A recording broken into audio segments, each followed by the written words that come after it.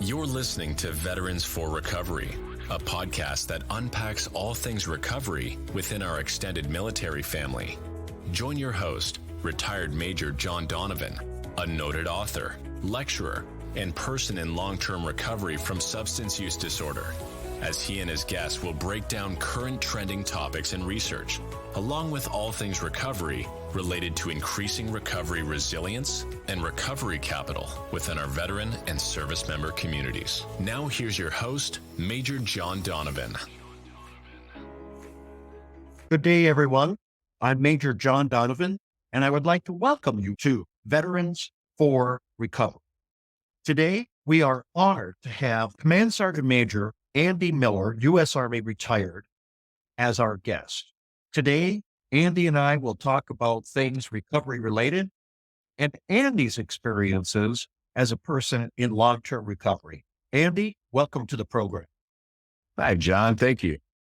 Yeah, absolutely. We're really honored to have you here with us today. A Command Sergeant Major, a very important rank in the military.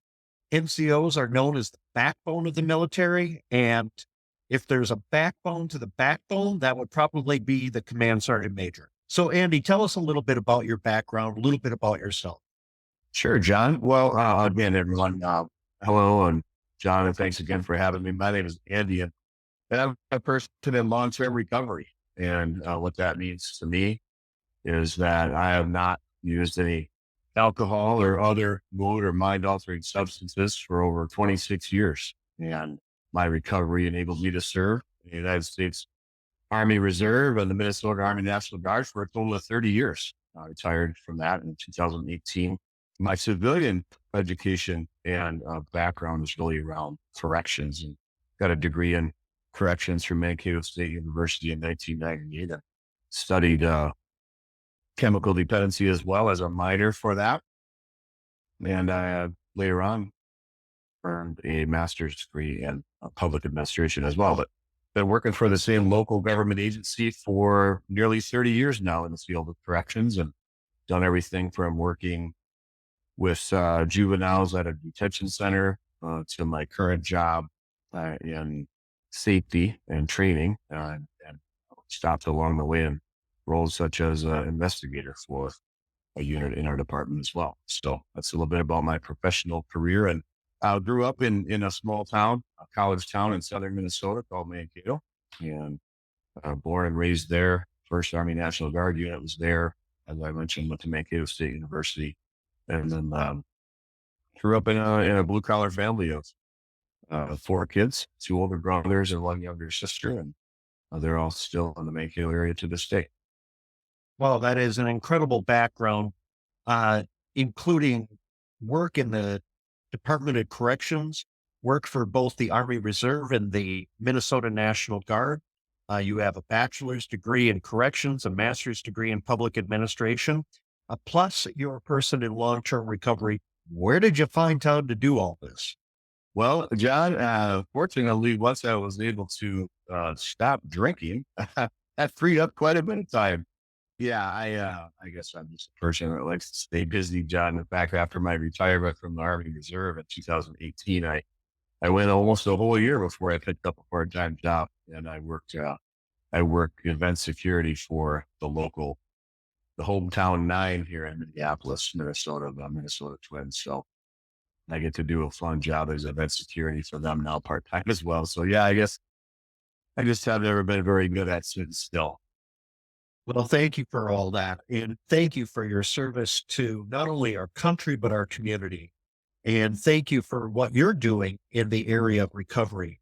Now, one of the things that we talked about prior to the start of this was how some of your military experiences have kind of informed and shaped your recovery experiences and vice versa. But this all came from being the product of the legal system. Can you tell us a little bit about that? Yeah, sure, Katie. So, I actually studied corrections because I was a juvenile delinquent, for lack of a better term. I got out into about as much trouble as one can get into as a young man at Mankato. Um, and so when it came time to go to college, which is honestly sort of a last minute decision, I decided that I would study to become a juvenile probation officer.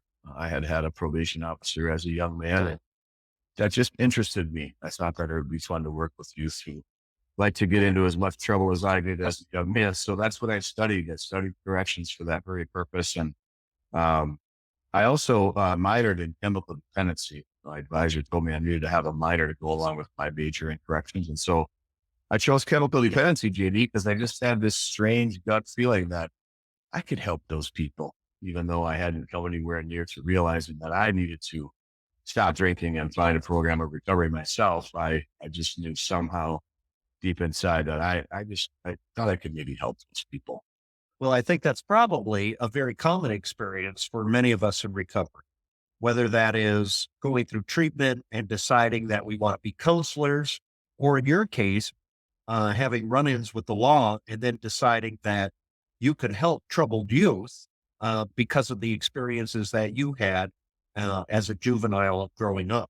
Were you aware that while you were taking these chemical dependency counseling courses, did you have an inkling at that time that maybe your drinking was a little problematic or outside the norm? John, what I found myself doing as I was studying, well, first of all, my corrections classes, I always would joke that, other students would have to go to the court hearing because we're supposed to go observe a court hearing and they'll write about our experience doing that. And I always used to joke, well, I didn't have to attend any court hearings for class because I had attended plenty by that point in my life. I could just write about one of my personal experiences.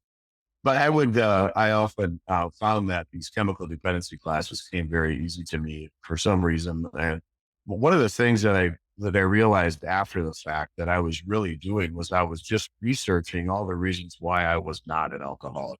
That was basically what I was doing in my studies of chemical dependency. I was learning about all the different theories about addiction and alcoholism, substance use disorders, and just really always arriving at the same conclusion that I wasn't that bad yet. I didn't have that problem. And in fact, I had to do an internship, an unpaid internship for 800 hours at a patient treatment center near my college. And the woman who was my internship supervisor, um, she had had a background in corrections. And she told me very kindly after my 800 hours of time with her, treatment counselors, they don't really make all that much money, Andy. Maybe you should really focus on finding a career in corrections. And basically what her name was Jan, basically what Jan was telling me was you definitely have a problem and you're just not ready to admit that yet. So why don't you steer clear of the treatment career at this point? So in hindsight, I could see that Jan was looking out for me and pointing me in the direction of corrections, which is where, of course, I ended up taking my career path. But that was my experience with my studies in chemical dependency and a very long unpaid internship that I had to serve on after. So you're taking these classes and you have a mentor, coach, teacher, instructor who is kind of seeing some patterns of behavior that might be problematic, suggests that you steer away from it. Did you interpret any of that as, gosh, maybe I've got a problem? Or were you still just in the denial phase that said, this is really not me. I don't have a problem. This is just good advice. How did you interpret that? At the time, I just interpreted it really as at the time, I really just took it out on a circus. She said, I had a very successful, speaking for herself, had a very successful career in corrections before she transitioned to inpatient treatment. And she really was just advising me on a very sound career path to go into corrections. And that's the way I interpreted it at the time. But it was after the fact that I realized that I had just experiences there in that inpatient treatment center where as the patients in that program were doing things like working on some of their step work, through this one we call step recovery programs, that I was finding maybe in my conversations with her that I was maybe sharing some experiences with her that tipped her off to that. But again, I just really wasn't there yet. So maybe it was a little combination of denial. Once again, learning more and more every day in classes about the different theories behind substance use disorder, and always just convincing myself that I didn't have it. But to be honest too, JD, I actually did. That was, like I said, that was a 800-hour internship. And so for the duration of the time that I was intern at that program, I was abstinent from alcohol, with the exception of my cousin's wedding. With one minor exception, there was a wedding in there. Of course, nobody doesn't drink at weddings. And so I, of course, drank there. But for the most part, I did. I was able to maintain some abstinence. And I think that only served to fuel my denial, if you will, about my own issues with alcohol. So you have this kind of self-imposed period of abstinence while you're doing your internship, 800 hours, as you stated. When did you start experiencing some real life consequences emotionally, socially, legally, financially, with your alcoholism? My legal consequences came fairly young. In fact, my legal consequences, as I mentioned, I was a bit of a juvenile delinquent. They were really started that they weren't even related to alcohol use at first. I was a person who liked a lot of excitement in my life. I guess I like to take risks, and you'll find those folks like that among us, alcoholics, I should say. And so shoplifting was really the first thing I got in trouble for. But I certainly had been cited and ticketed for minor consumption, caught at parties where alcohol was being consumed underage. I was brought down and booked and released, and have my parents had to come and get me from those sorts of run-ins. So as early as, I'd say, probably 15, right around there, 15 years old, when I was getting cited and ticketed for minor consumption. Other little run-ins with the law that weren't necessarily alcohol related as well, driving my motorcycle to school without a license, because I was too young to have a license at the time. The first DWI, however, came shortly after I enlisted in the Army National Guard. I enlisted in October of 1988, and in the spring of 1989, or early, maybe February, March of 1989, I was arrested for my first DWI, and would have had more consequences had I not, my attorney convinced the judge to not put me on a year probation, because I was supposed to ship for basic training within a month of that court hearing. And so there was an arrangement where I just went and did 24 hours in a jail locally here in the Twin Cities. And so I did 24 hours there, and that was it for that first DWI, really, in terms of consequences. And I was able to ship off for basic training in time and begin my military career.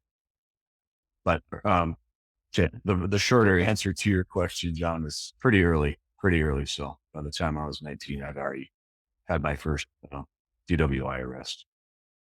So you've got some minor consumptions already in your teen years. You get a DWI when you're 19, and then you had kind of a perhaps an alcoholic moment of clarity, the epiphany. Some people describe it as that moment of taking step zero, the awareness, but then turning it into step one, where a person is ready to help. And as you mentioned earlier, this happened on Labor Day weekend in 1996. Can you tell us a little bit more about that?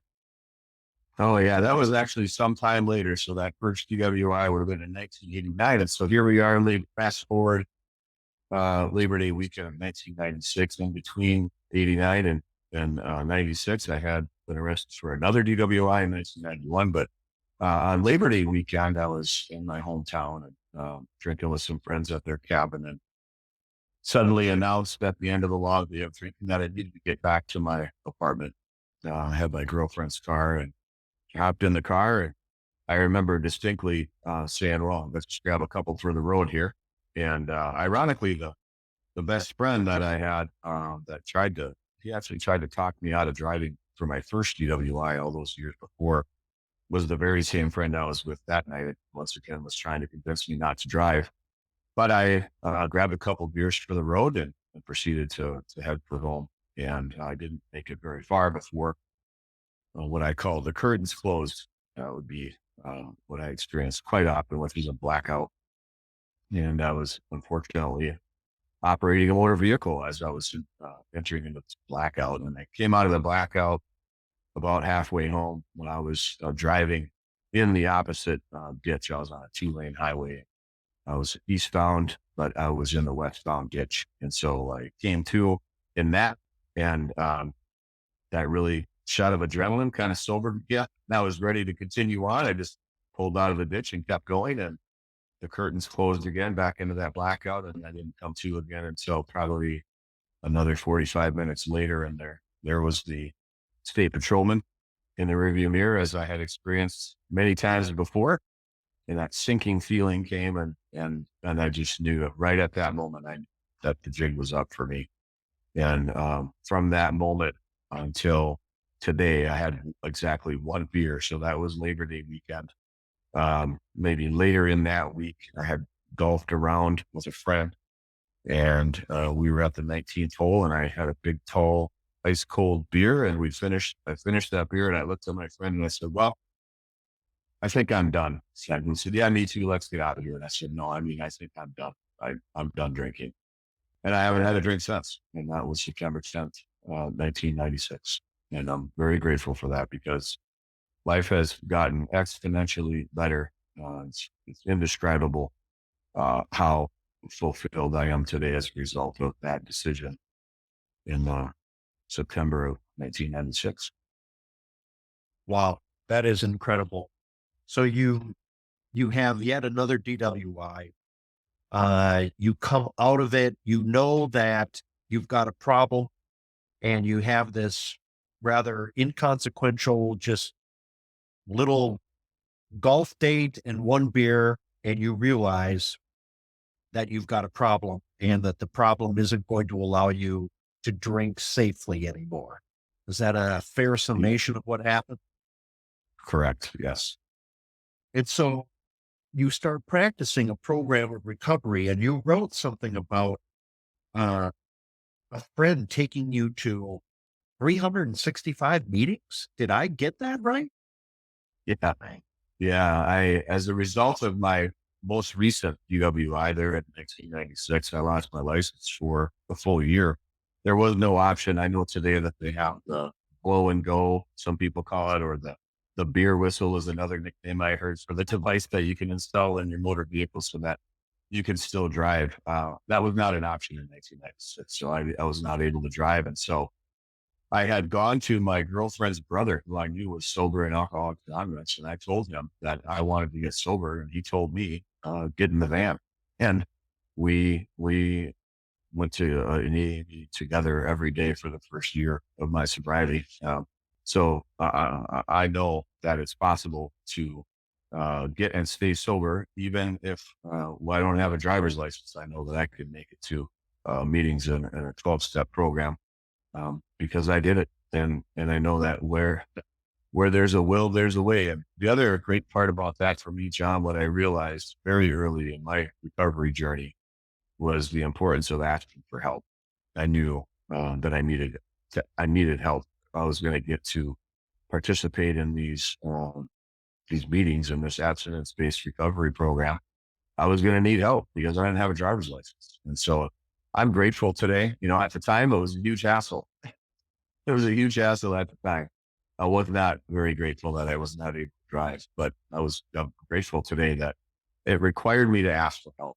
And that individual was more than willing to help, and really is solely responsible for my meeting attendance in the first year of my sobriety. And if, I don't know how we're doing on time, John, but there's one quick story just to illustrate the type of people that I met,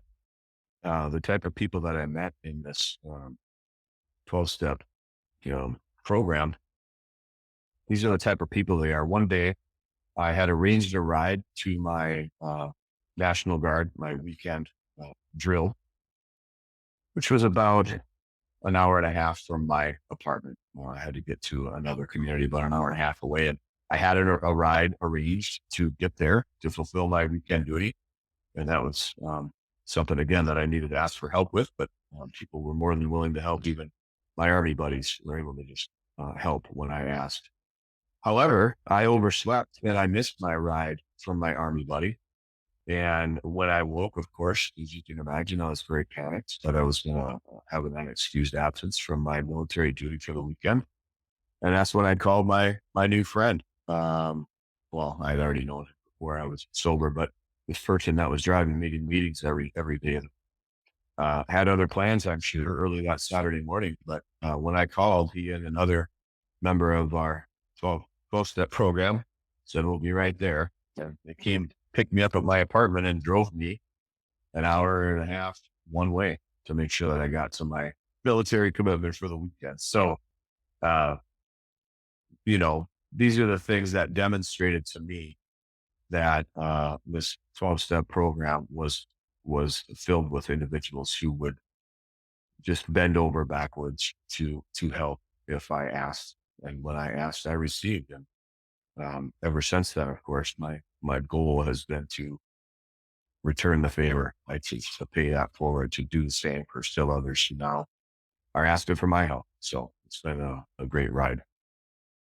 I think we call that going above and beyond the call of duty. And they sure did. They sure did. I'll never forget that. Your story is somewhat similar to mine, because when I started my recovery journey, I asked a mentor, kind of a sober coach, how many meetings I should go to a week. And he responded with, well, how many days a week did you party? And I said, well, I partied every day. And he said, well, there's your answer, Sherlock. Mm-hmm. And for my first 365 days of sobriety, I went to 365 meetings too. And I think that kind of segues nicely into the next thing that I wanted to ask you about, Andy, is we talk about transferable skills, having a knowledge and skills base. We often talk about that in terms of the military. And I'm wondering, are there lessons that you learned in recovery that you've applied in the military, or lessons that you've learned from the military that you've applied in recovery? Oh, 100%, John. I guess the things that I think of right off the top when you ask me that is really primarily things that I learned in recovery, working a program of recovery that I applied to both my military and civilian career. Because you remember, I was Guard and reservist, so I've had this civilian career alongside my military career. And for example, some of the things that I learned in my program of recovery were being active in the service structure of that program. So there's this service structure where there are committees, working committees that meet outside of the other meetings to get the work done, to further the message of that recovery program and into professional communities or the corrections community, or speaking with law enforcement and medical professionals, things like that. Lots of different service opportunities. And I had been roped into those service opportunities. And I remember a very specific example that it was just a total transferable skill. Was I learned how to use a spreadsheet, just a simple task of learning how to use a spreadsheet I had not known prior to participating in service work in this recovery program. And I did not know how to lead a meeting, just a general idea of Robert's Rules of Order. I learned all those things: how to use a spreadsheet, how to lead a meeting, how to be a member of a committee, or even possibly lead the work of that committee. I learned that in the service structure of my recovery program. Those skills, I'm convinced to this day, those skills are one of the reasons why I was able to be promoted in my civilian career. I applied those skills directly to my civilian career, and I received promotions on top of promotions for my ability to, use technology and my ability to lead and guide people in work and lead teams. And so 100% transferable skill. With the military, as you mentioned, I did retire, having achieved the rank of command sergeant major. And And as you mentioned, that's really about mentoring soldiers, and being a mentor is exactly what I do in my recovery program. That's exactly what I receive in my recovery program, mentorship. And that's what I learned to do in my recovery program. So by the time I was responsible for, at the beginning, when I first came into my recovery program, I was E5 or a buck sergeant, as we call them in the Army. I, maybe supervised 2 or 3 guys. But by the time I retired, I was in a position that could supervise, scores of junior enlisted and junior and senior non-commissioned officers.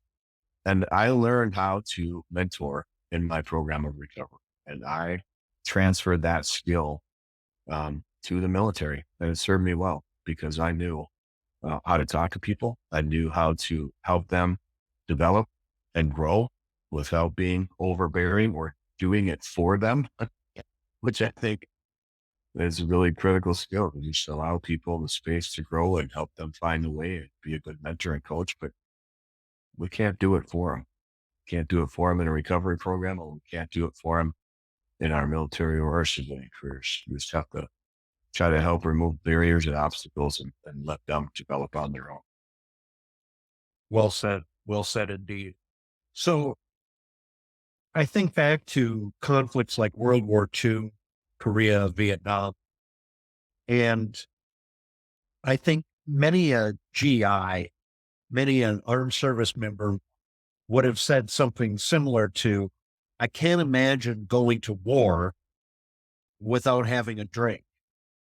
Yeah. And I think many service members, like you and I, have said, I can't imagine going to war without the program of recovery. What say you to that? Well, I had some pretty positive experiences. The first time I ever had to leave for a significant amount of time in my recovery program, um, I was mobilized stateside I was mobilized over to a deployment platform in Wisconsin. And so I was taken from my home here in the Twin Cities of Minnesota and had to move over and be a geographical bachelor over at Fort McCoy, Wisconsin for a period of a year.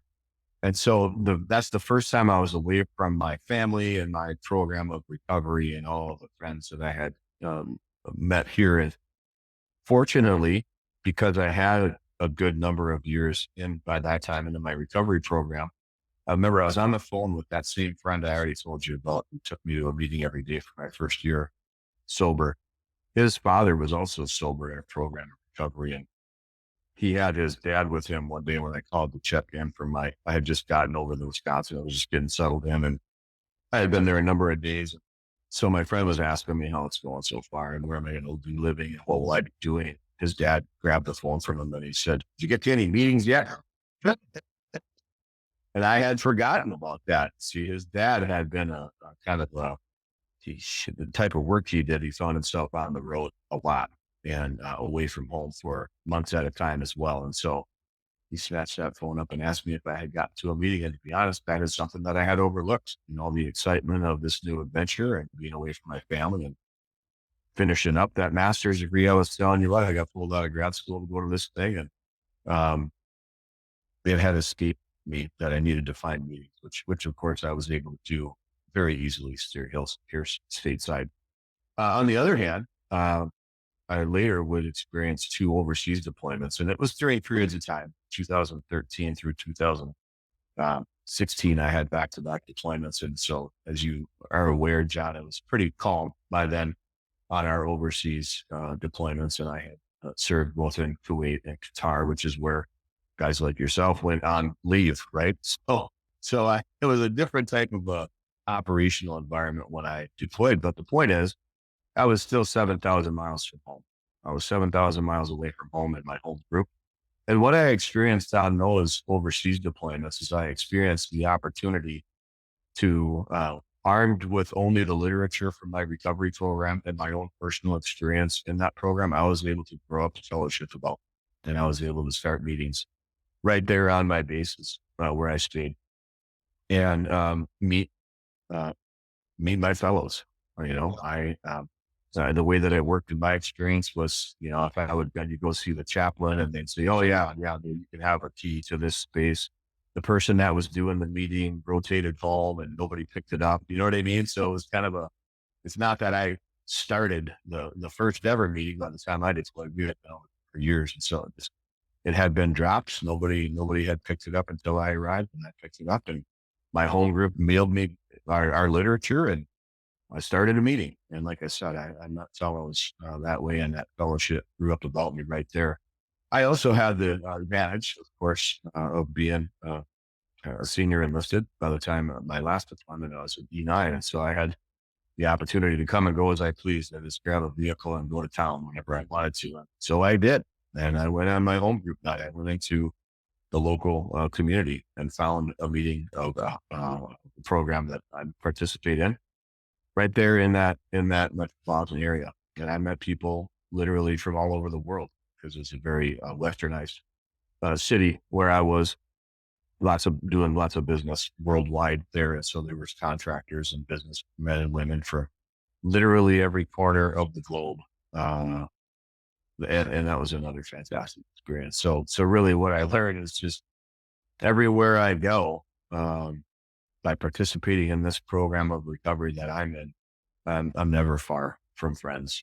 And every time I go to a meeting, no matter where I am, it's just a room full of friends I haven't met yet. So, great experience. And the other thing, just the last thing about those meetings that I started on the basis where I was living is even if people didn't have time to change before they made it to the meeting, we were all just another person seeking recovery there. There was no rank in those meetings, and that was a really experience as well. Because again, I was a pretty senior enlisted person by that time, but lots of senior officers would swing in too. And so, like I said, there was, regardless of rank, everyone there understands that we're all just sober one day at a time. There's no seniority there. There's no rank in a program of recovery. And that was a pretty cool experience as well. Well, we often say that substance use disorder is an equal opportunity employer, and recovery, thank God, is also. Sergeant Major, I'd like to thank you for being with us today. Thank you for sharing your strength, hope, and experience with us. Thank you for your service to our country and to our community, and God bless you on your recovery journey. Thanks, John. You've been listening to Veterans for Recovery podcast, a Coming Home Well production. Thank you, and we'll talk to you next month. This is Major Donovan signing out. You've been listening to Veterans for Recovery, a Coming Home Well podcast. We value your feedback. Please be sure to leave a review, share, and download this episode. We thank our veterans and service members for your service to our country. We thank our friends and families for their support. And thank you for listening to Veterans for Recovery.